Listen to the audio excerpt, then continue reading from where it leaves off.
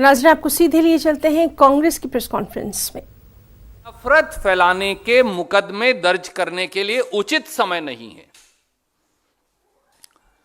Justice S Muralidhar की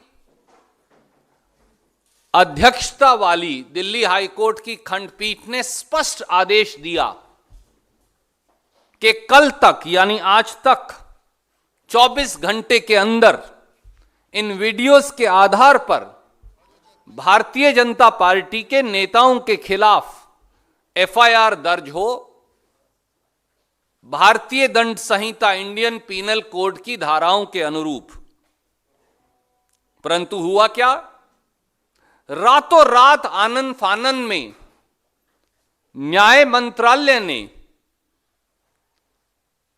भाजपा नेताओं को बचाने के लिए जस्टिस एस मुरलीधर की दिल्ली हाईकोर्ट के न्यायाधीश के तौर से ही ट्रांसफर कर दी। पूरा देश अचंभित है, लेकिन मोदी शाह जी की सरकार दुर्भावना, कुत्सित सोच एवं निरंकुशता से ग्रस्त है। एक मजबूत व स्वतंत्र जुडिशरी न्यायपालिका इस देश की रीढ़ की हड्डी है।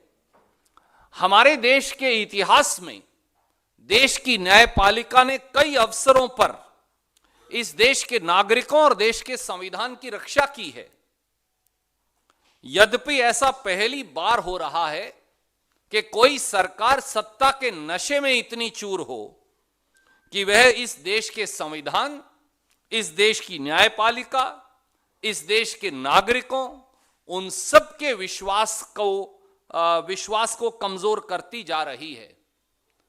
प्रधानमंत्री जी एवं माननीय अमित शाह जी, भारतवर्ष के लोग आपसे 3 सवाल पूछते हैं।